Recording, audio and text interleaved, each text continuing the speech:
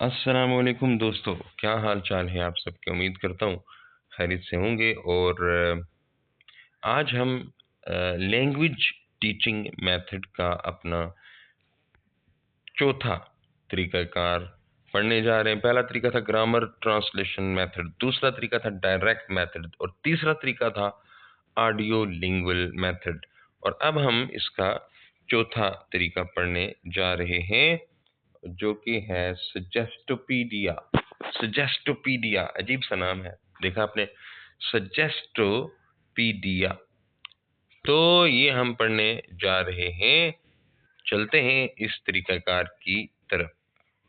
तो ये जो सजेस्टोपीडिया है, ये एक टीचिंग मेथड है और ये टीचिंग मेथड डेवलप किया था 1970 की दहाई में एक बल्गारियन साइकोलॉजिस्ट जॉर्जी लुजेन लोजनोव जॉर्जाई लोजनोव। ये एक साइकोलॉजिस्ट था, नफ्सियातदान था। और नफ्सियातदान ने ये बल्गारिया का रहने वाला था और इसने 1970s में ये तरीका डेवलप किया to teach language, foreign language. किसी भी लैंग्वेज को, किसी भी फॉरेन लैंग्वेज को पढ़ाने के लिए ये तरीका इसने इजाद किया या बनाया। और ये साइकोलॉजिस्ट, अब साइकोलॉजिस्ट जो होते हैं, नफ्सियातदान जो होते हैं, वो ये जानते हैं कि दिमाग कैसे काम करता है, नफ्सियात कैसे काम करती है, लर्निंग कैसे होती है, दिमाग सीखता कैसे है। ये सारे प्रोसेस जो नफ्सियातदान होते हैं वो जानते होते हैं। अब इसने ये जो तरीकाकार दरियाफ्त किया, ये तरीकाकार बेस्ड ऑन द आइडिया, इसके पीछे एक आइडिया है कि स्टूडेंट कब बेहतरीन तरीके से सीखेंगे, स्टूडेंट कब मौसर अंदाज में सीखेंगे। भाई स्टूडेंट उस वक्त मौसर अंदाज में सीखेंगे जब वो रिलैक्स्ड होंगे, मुतमय्यन, पुरसुकून, रिलैक्स्ड, विदाउट टेंशन और रिसेप्टिव स्टेट ऑफ माइंड में होंगे। यानी उनका माइंड, उनका जहन ऐसी हालत में होगा कि वो इंफॉर्मेशन को रिसीव कर सके, इंफॉर्मेशन को एक्सेप्ट कर सके। तो इस तरीकाकार में बहुत बड़ा जो फोकस है वो इस बात पे होता है कि स्टूडेंट रिलैक्स्ड फील करें, रिलैक्स्ड, परेशानियों से, टेंशनों से, तकलीफ़ों से, मुसीबतों से, अगर कोई परेशानी है, कोई मसला है, तो वो स्टूडेंट्स के दिमाग में बिल्कुल ना हो। तो ये तरीकाकार इस बात पे यकीन रखता है, ये इस बात पे ईमान रखता है, ये इस बात पे बुनियाद रखता है कि स्टूडेंट तभी बेहतरीन सीखेंगे, सीखने का अमल तभी बेहतरीन तरीके से हो सकता है जब स्टूडेंट रिलैक्स हों, इंतहाई रिलैक्स, इंतहाई पुरसुकून, टेंशनों से दूर, परेशानियों से दूर। ये इसका बुनियादी बुनियादी बुनियादी किस्म का जो है वो मौक़िफ़ है। और इसी पे ये सारे, इसी इसी आइडिया पे ये सारा जो मेथड है ये डिपेंड करता है। ठीक है जी। इस मेथड में, इस तरीक़ाकार में जो मुख्तलिफ टेक्निक्स इस्तेमाल की जाती हैं ताकि एक पॉजिटिव, एक मुस्बत और एक पुरसुकून लर्निंग एनवायरनमेंट क्रिएट किया जाए। इस याद रखें, इस सजेस्टोपीडिया में जो जो असल मुद्दा है, असल मकसद है, वो ये है कि बच्चों को रिलैक्स करना। जब वो रिलैक्स होंगे, टेंशनों से दूर होंगे, परेशानियों से दूर होंगे और फिक्र से दूर होंगे, तो वो रिलैक्स होकर सीखने की तरफ पूरी की पूरी तवज्जो दे पाएंगे। अब इस काम के लिए एक पॉजिटिव और मुस्बत और बेहतरीन और पुरसुकून माहौल की ज़रूरत होगी। तो ये माहौल कैसे बनाया जाएगा? बच्चों को रिलैक्स रखने के लिए, बच्चों को पुरसुकून रखने के लिए, बच्चों को परेशानियों से दूर रखने के लिए, बच्चों की सारी तवज्जो एक एक एक कमरे में ले आने के लिए क्या करेंगे? म्यूजिक का इस्तेमाल किया जाएगा, माहौल को पुरसुकून बनाने के लिए, माहौल को खूबसूरत बनाने के लिए, माहौल को इंटरेस्टिंग बनाने के लिए। आर्ट का, म्यूजिक और आर्ट, आर्ट यानी तस्वीरें ऐसी लगा दी जाएंगी, ठीक है जी। ड्रामा और रिलैक्सेशन एक्सरसाइजेज, बच्चों को ऐसी एक्सरसाइजेज करवाई जाएंगी, ऐसी मशकें करवाई जाएंगी, ऐसी ऐसी वर्जिश करवाई जाएगी जिससे वो रिलैक्स फील करें। जैसे योगा की वर्जिश करवाई जा सकती है, सांस गहरा लेना, इससे गहरा सांस लेने से बच्चे जो हैं वो अच्छा फील करेंगे। और खास तौर पर मैं बताऊं, सजेस्टोपीडिया में माहौल को पुरसुकून बनाने के लिए म्यूजिक म्यूजिक म्यूजिक का इस्तेमाल किया जाता है। खास तौर पर सबसे ज्यादा जो इस्तेमाल होता है ना, वो म्यूजिक है। अब हम ये समझ गए कि इस मौजू में बुनियादी बुनियादी हैसियत किस उसूल की है। उसूल क्या है कि बच्चे रिलैक्स होंगे तभी तो सीख पाएंगे, और रिलैक्स करने के लिए म्यूजिक का इस्तेमाल, ठीक है जी। ये तरीका ये क्लेम किया गया जी कि ये दुनिया का सबसे fastest language method, teaching method claim किया जाता है, ठीक है। इस तरीके के जो हामी हैं, इस तरीके के जो मानने वाले हैं, वो ये कहते हैं कि ये लैंग्वेज सिखाने का सबसे फास्टेस्ट तरीका है, ठीक है जी। तो एक बेहतरीन इन्वायरमेंट क्रिएट किया जाता है, सपोर्टिव इन्वायरमेंट, सेंसरी रिच, यानी आपकी जो हिस्सियात हैं, सुनने की हिस्स, देखने की हिस्स, इन हिस्सियात की सुकून पहुंचाने के लिए बहुत सारा सामान मौजूद होता है इन्वायरमेंट में। यानी ऐसा माहौल क्रिएट किया जाता है जिसमें म्यूजिक हो, जिसमें आर्ट की चीजें लगी हों, कमरा खूबसूरत तरीके से सजा हुआ हो, डिम लाइट हो। तो इस तरीके से आपके दिमाग को, आपकी हिस्सियात को सुकून पहुंचाया जाता है। और जब आपकी दिमाग सुकून में चला जाता है, रिलैक्स हो जाता है, टेंशन और परेशानियों से दूर हो जाता है, तो फिर सीखने का अमल शुरू किया जाता है। तो ये है सजेस्टोपीडिया का तारुफ। अब स्टेजेस ऑफ सजेस्टोपीडिया। पहली स्टेज जो हमने यहाँ पे लिखी है वो है प्रेजेंटेशन। प्रेजेंटेशन से भी पहले मैं आपको बताऊं आती है प्रिपरेशन, तैयारी। सजेस्टोपीडिया में इस स्टेज में तैयारी की जाती है, माहौल तैयार किया जाता है, और बच्चों को रिलैक्स फील करवाया जाता है, अच्छा फील करवाया जाता है, उनमें पॉजिटिव सोच पैदा की जाती है। बच्चों को बताया जाता है कि जो आप सीखने जा रहे हैं वो बहुत ही मज़ेदार होने वाला है। बच्चों में कॉन्फिडेंस बिल्ड किया जाता है। तो पहला काम है प्रेजेंटेशन। प्रेजेंटेशन में, इस स्टेज में, इस स्टेप में बच्चों को क्या किया जाता है? प्रिपेयर, तैयार, आमादा। सबसे पहले उन्हें क्या किया जाएगा? रिलैक्स किया जाएगा कि कोई परेशानी, कोई टेंशन अपने करीब मत आने दो, रिलैक्स करो। और जब बच्चे रिलैक्स करेंगे तो उनमें कॉन्फिडेंस बिल्ड किया जाएगा, गुड थॉट उनमें पैदा की जाएगी, गुड एक्सपेक्टेशन पैदा की जाएगी, ताकि लर्निंग, उन्हें बताया जाए कि तुम जो कुछ सीखने जा रहे हो वो बहुत ही मज़ेदार होने वाला है, वो बहुत ही ज़बरदस्त होने वाला है। ये सजेशन दी जाती है बच्चों को। तो स्टूडेंट्स को इसमें, इस तरीक़ेकार में स्टूडेंट्स को इनकरेज किया जाता है कि वो एक मुस्बत ज़हन पैदा करें। बच्चों को मोटिवेट किया जाता है कि भाई जो आप सीखने जा रहे हैं वो बहुत ही ज़बरदस्त होने वाला है, आप तैयार हो जाएं। तो सबसे पहले ये प्रेजेंटेशन में बच्चों को क्या किया जाता है? तैयार किया जाता है, प्रिपेयर किया जाता है, उन्हें रिलैक्स किया जाता है, ज़हनी तौर पर उन्हें सुकून मुहैया किया जाता है। फिर फर्स्ट कंसर्ट। अब सबसे पहला कंसर्ट होगा, सबसे पहला कंसर्ट। अगला स्टेप क्या है? अगला स्टेप है फर्स्ट कंसर्ट, पहला कंसर्ट। इस स्टेज में कंसर्ट, आपको पता है म्यूजिक के फेस्टिवल को या म्यूजिक के प्रोग्राम को कंसर्ट कहा जाता है। पहला कंसर्ट।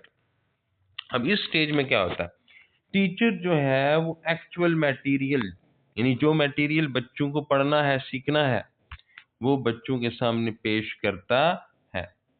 मतलब बच्चों ने कोई कोई टॉपिक सीखना है, कोई मौजू सीखना है, तो उस मौजू का मटेरियल, उस मौजू का मवाद, कि बच्चों आज हम ये सीखने जा रहे हैं, वो बच्चों के सामने पेश करता है। इसको हम और एक्टिव मैनर में बच्चों को इसमें इन्वॉल्व रखा जाता है, बच्चों को इसमें एक्टिव रखा जाता है। ऐसा नहीं है कि टीचर बस पढ़ के सुना रहा है, नहीं नहीं, टीचर मटेरियल भी पेश कर रहा है, लेकिन साथ में वो बच्चों को भी इंगेज रख रहा है। इसको फर्स्ट कंसर्ट को एक्टिव कंसर्ट कहा जाता है। ये कोई मतलब कोई नावल में से एक छोटा सा इक्तबास हो सकता है, एक्सर्प्ट, किसी कहानी का एक छोटा सा हिस्सा हो सकता है जो आपने बच्चों को पढ़ाना है, तो वो पेश आप करेंगे। ठीक है जी। मसलन कोई लिटरेरी पीस है, कोई कहानी है, जबरदस्त अदबी कहानी है, तो वो आप बच्चों के सामने ड्रामेटिक तरीके से, ड्रामाई अंदाज में प्रेजेंट करेंगे। और साथ ही क्या लगा होगा, म्यूजिक लगा होगा, हल्का हल्का म्यूजिक लगा होगा। तो फर्स्ट कंसर्ट में आप बच्चों को जो पढ़ाना चाहते हैं, जो सिखाना चाहते हैं, वो बड़े ही ड्रामाई अंदाज में वो बच्चों को पढ़ाने और सिखाने की कोशिश करेंगे, और साथ में म्यूजिक लगा होगा ताकि बच्चे रिलैक्स फील करें। अब शुरू होगा सेकंड कंसर्ट। सेकंड कंसर्ट को पैसिव कंसर्ट कहते हैं। Passive concert. फर्स्ट कंसर्ट को एक्टिव कंसर्ट और सेकंड कंसर्ट को पैसिव कंसर्ट। अब इसमें स्टूडेंट जो हैं वो पार्टिसिपेट करते हैं, म्यूजिक को सुनते हैं और साथ साथ साइलेंट रीडिंग करते हैं। जो टीचर ने उनके सामने कोई कहानी रखी है, कोई सबक रखा है, उसे बच्चे साइलेंटली, खामोशी से रीड करेंगे और साथ साथ म्यूजिक सुनते चले जाएंगे। ठीक है जी। ये है सेकंड कंसर्ट, जिसको पैसिव कंसर्ट भी कहा जाता है। और इसमें सेकंड कंसर्ट में बच्चे टीचर का बताया हुआ, टीचर का लाया हुआ सबक आराम से, सुकून से, खामोशी से रीड करेंगे, पढ़ेंगे। जी हाँ। और फिर आ जाती है कौन सी फेज, कौन सी स्टेज, प्रैक्टिस की स्टेज आ जाती है, प्रैक्टिस की स्टेज। जी हाँ। इसमें बच्चे मुख्तलिफ एक्टिविटीज करेंगे, कोई गेम्स खेलेंगे, कोई रोल प्ले करेंगे, कोई पजल होगा, किसके मतलब उनका जो वो सबक है, वो जो टॉपिक है, वो जो कहानी है, वो जो नॉवल है, जो कुछ भी उन्होंने पढ़ा है, उससे रेलिवेंट गेम्स होंगी, उससे रेलिवेंट कोई रोल प्ले, कोई ड्रामा वगैरह वो करेंगे, उससे रिलेटेड कोई पजल हो सकता है, कोई क्विज हो सकता है, मतलब छोटी छोटी गेम, ताकि बच्चे परेशान भी ना हों, रिलैक्स भी रहें और लर्निंग भी होती रहे। ये 4 स्टेजेस हैं ये सजेस्टोपीडिया की। इस सजेस्टोपीडिया का बेसिक तारुफ मैंने आपको करवाया है।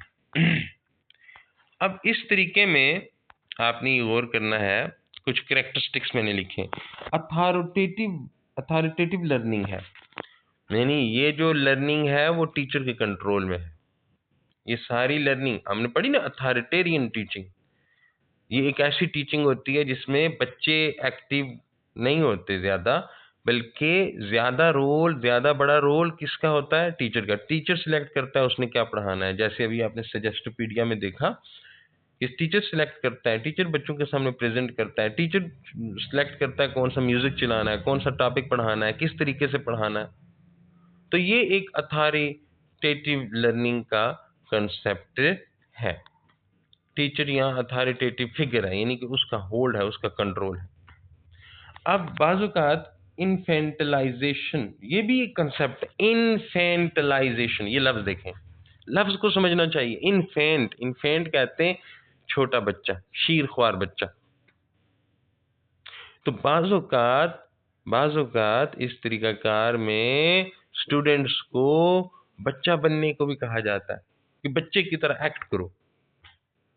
तो जब एक बड़ा स्टूडेंट बच्चे की तरह एक्ट करेगा तो उसमें कॉन्फिडेंस बिल्ड होगा, ठीक है? वो एक्टिव हो जाएगा, वो रिसेप्टिव हो जाएगा, सीखने के लिए तैयार हो जाएगा। तो इसमें इस तरीक़ाकार में बच्चों को इन्फेंटलाइज़ेशन, बाज़ औक़ात उनको बच्चा बनने को कहा जाता है, बच्चे की तरह एक्ट करने को कहा जाता है। बड़े बच्चों को भी छोटे बच्चों की तरह एक्ट करने को कहा जाता है कि भाई तुम कोई बहुत बड़े नहीं होगे, तुम छोटे बच्चे हो, बच्चों की तरह एक्ट करो। फिर इसमें याद रखें कॉन्सेप्ट ऑफ डबल प्लेनेडनेस। इस मेथड की खास बात, इसमें लर्निंग के 2 लेवल्स हैं। लर्निंग 2 लेवल्स पे हो रही है। एक डायरेक्ट टीचिंग ऑफ टीचर, जो टीचर पढ़ा रहा है, जो टीचर सिखा रहा है, उसके ज़रिए लर्निंग हो रही है, टीचर के ज़रिए। और दूसरी लर्निंग कैसे हो रही है? माहौल लर्निंग में मदद फराहम कर रहा है। लर्निंग में, सीखने में, ज़ुबान को सीखने में 2 चीज़ें अपना किरदार अदा कर रही हैं। एक चीज़ है टीचर का पढ़ाना, और दूसरी चीज़ क्या है? एक बेहतरीन माहौल, एक खूबसूरत माहौल। ये 2 चीज़ें, ये डबल प्लेनेडनेस, 2 चीज़ें मदद करती हैं। फिर सीडो पैसिवनेस। अब सीडो पैसिवनेस क्या है? देखिए ना, हम ये समझते हैं कि म्यूजिक लग जाएगा, लाइट ज़्यादा तेज़ नहीं होगी, माहौल बड़ा खूबसूरत होगा, कलरफुल होगा तो बच्चे सुस्त हो जाएंगे। नहीं, बल्कि बच्चे जो हैं वो सीडो पैसिवनेस में चले जाएंगे, नकली तौर पर वो सुस्त हो जाएंगे। सीडो कहते हैं नकली, और पैसिव मतलब सुस्त हो जाना। तो वो असल में सुस्त नहीं होंगे, असल में बच्चे का दिमाग एक्टिव होगा, लेकिन उसका जिस्म वो फिजिकली बड़ा पुरसुकून महसूस कर रहा होगा, लेकिन दिमाग बच्चे का एक्टिव होगा, माइंड बच्चे का एक्टिव होगा। ऐसा नहीं है कि म्यूजिक उसको सुस्त कर देगा, सुला देगा, नहीं। बच्चा रिलैक्स फील करेगा, बच्चा टेंशन लेस फील करेगा, लेकिन दिमाग उसका एक्टिव रखा जाएगा। म्यूजिक इस तरह का चूज किया जाता है ना कि बच्चा सो ही ना जाए। जी हाँ, मेंटली वो एक्टिव रखा जाएगा। मेंटली उस बच्चे को लगातार ऐसी टेक्निक्स आजमाई जाएंगी, ऐसा म्यूजिक लगाया जाएगा कि वो बच्चा जो है मेंटली एक्टिव रहे, जिस्मानी तौर पर वो रिलैक्स फील करे। तो इस तरीकाकार की एक और खास बात, म्यूजिकल बैकग्राउंड आपको बोर नहीं होने देता और रिलैक्स माहौल रहता है, ताकि ज्यादा से ज्यादा लर्निंग हो सके। देखिए ना, टेंशन में कौन सीखता है? ये भी एक हकीकत है कि जिस बच्चे को टेंशन और परेशानी और गुर्बत और बहुत से दूसरे मसाइल का सामना हो, आप अपना जायजा लें, टेंशन और परेशानी में आप कितना अच्छा पढ़ सकते हैं। कोई बहुत बड़ी परेशानी हो, कोई बहुत बड़ी टेंशन हो, तो आप कितनी अच्छी परफॉर्मेंस कर सकते हैं। तो ये एक अच्छा तरीका है बच्चे की टेंशन को कम करना, रिलैक्सेशन को कम करना। आप म्यूजिक का इस्तेमाल इसमें जो है वो डिपेंड करता है कि वो किस तरह का म्यूजिक है और किस तरह का माहौल क्रिएट किया जाता है। और इसमें इंफॉर्मेशन आहिस्ता आहिस्ता बच्चों को प्रोवाइड की जाती है, वक्फे वक्फे से बच्चों को पढ़ाया जाता है, ताकि बच्चों के ऊपर बोझ ना पड़े, और साथ साथ बच्चे जो हैं वो अपनी पढ़े हुए सबक का जायजा भी ले सकते हैं, खुद जायजा ले सकते हैं। तो ये कैरेक्टरिस्टिक्स हैं जी जेस्टोपीडिया के। अब कुछ एडवांटेजेस, कुछ फवायद देखें। हेल्प, ये तरीका लर्नर्स को, स्टूडेंट्स को अपने आप को बेहतर बनाने में भी हेल्प करता है, ठीक है।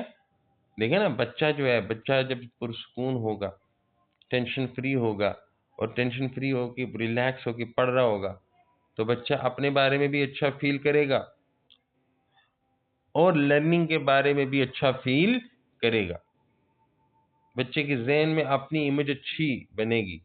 आपको भी पता है कि जब म्यूजिक आप सुन रहे हो तो आप अपने बारे में बहुत अच्छा फील कर रहे होते हैं, अपने आप को बहुत बड़ी शय समझ रहे होते हैं। तो म्यूजिक बच्चे के जहन में उसकी अपनी इमेज अच्छी बनाने में उसकी हेल्प करेगा। तो एक पॉजिटिव इमेज बनती है और लर्निंग की तरफ बच्चे की जो तवक्कुआत हैं वो बहुत ज़्यादा अच्छी होती चली जाती हैं। इस तरीक़ाकार में बच्चे को मोटिवेट बहुत ज़्यादा किया जाता है। बच्चे को बहुत ज़्यादा मोटिवेट किया जाता है कि भाई तुम्हारी लर्निंग बहुत अच्छी होने वाली है। और जब बच्चा मोटिवेट हो जाए, भाई असल काम टीचर का मोटिवेट करना है। बच्चा सीखने के लिए तैयार हो गया, मोटिवेटेड हो गया, तो सीखने का अमल हो जाएगा। जी हाँ। तो इसमें फोकस एडवांस्ड कन्वर्सेशनल प्रोफिशिएंसी। तो इस तरीकाकार में जो एडवांस्ड लेवल की, जो बड़े लेवल की कन्वर्सेशनल प्रोफिशिएंसी है, यानी महारत है, बोलने की महारत, उस पे फोकस किया जाता है। ठीक है, वो कैसे?